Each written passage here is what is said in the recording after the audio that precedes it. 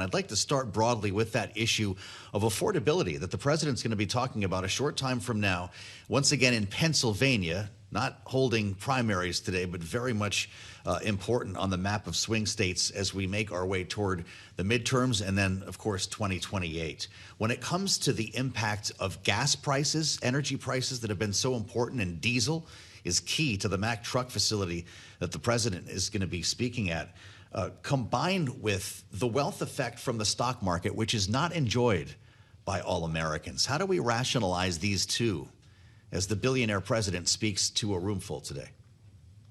Well, look, I think it's going to be a real challenge because it's no longer a hot take. In fact, it's almost a stale one that people feel like things cost too much. And the spike in the gas prices is one for folks who are air travelers. It's a second. But of course, this goes back to groceries and housing.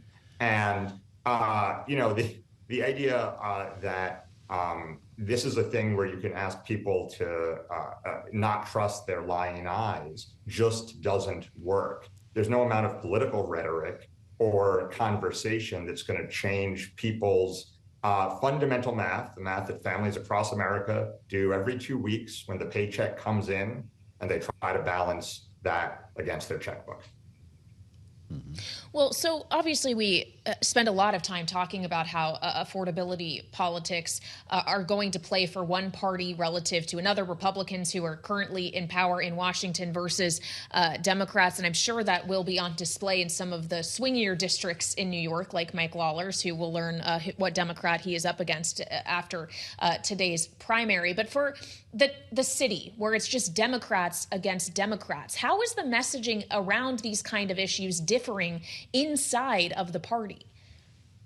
Well, look, in New York City, I'd say gas prices themselves are probably not as central an issue as in some other places. But the impacts of gas prices, because people pay extremely high utility bills, it goes into how well and how affordably the mass transit system runs. And of course, housing.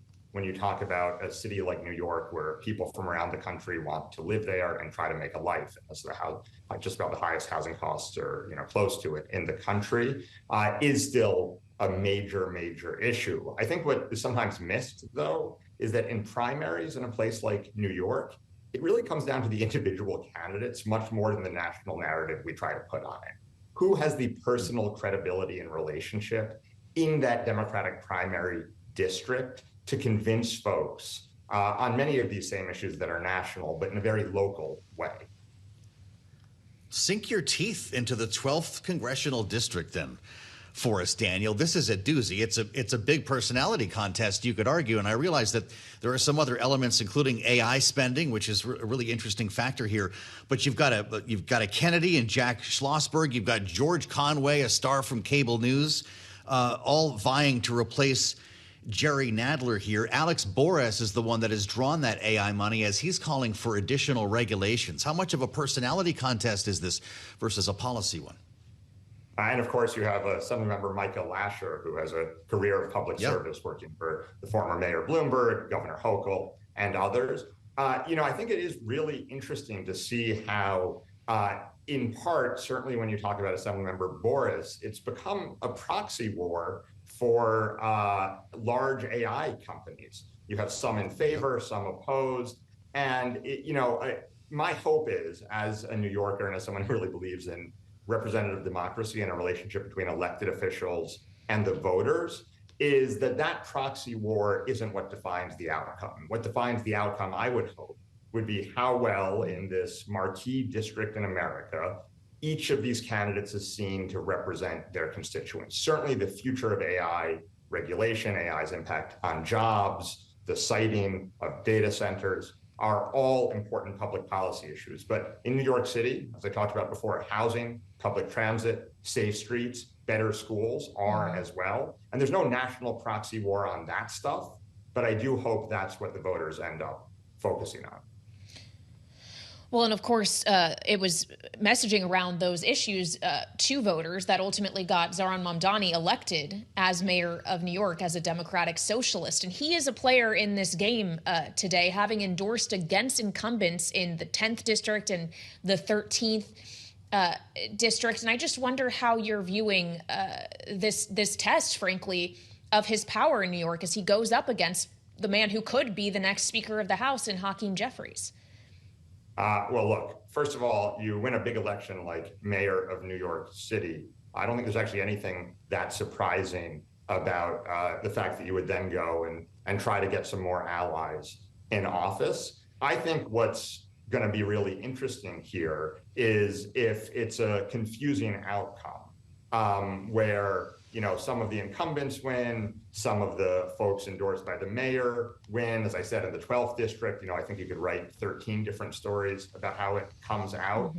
My fear is that it gets oversimplified into some national narrative, because that really isn't how we should be looking at primaries within a party. We should be looking at it as a temperature check on what's happening with the base of the party first. But second, and I think more important, and this is why I focus all of my time on states, it's really a way to look at how well folks are representing their communities. General elections are about the large partisan conversation often, but these primaries are really about these individuals. Your book, as we mentioned, The Fourth Branch, How State Government Can Save Our Union. Incidentally, forward by Sarah Jessica Parker. Is that true? She did the audio book for you? Yes, the incredibly talented actor and book judge. Yes, really honored to have worked with her. Good job. She's as engaged in this as I think everyone should be. Well, I'll tell you, Daniel, the thesis in the book is fascinating, and I wonder what you make of the current argument here in Washington about AI regulation, because we have found great passions on both sides of this debate, whether there should be a federal standard or a state-by-state sort of patchwork of AI regulations that critics say would in fact hold the technology at bay and might cause the U.S. to lose the so-called AI race. Is artificial intelligence the biggest challenge to the fourth branch? Well, it's certainly not the biggest challenge. And I think it's actually something that has been anticipated when you talk about the power of states in a lot of ways. What's one thing we know about AI, you've been talking about it all morning as people watch the markets, is a lot is still unknown. You're going to need a dynamic policymaking framework as this develops. Now, look, I am a Democrat, as you said. I think that federal action is appropriate and warranted. We just don't get a lot of it. And so if the federal government steps into this arena and says, we've got it, what that's going to mean is a lot of stagnation as the world changes faster than maybe we've ever seen before. The great thing about our federal system, we have 51 different independent, powerful jurisdictions. Obviously, in a fast-moving time, knowing that government catching up to the private sector can sometimes be a challenge. There's no perfect answer, but I'm really excited that in this country, we have 51 different chances to get AI regulation right.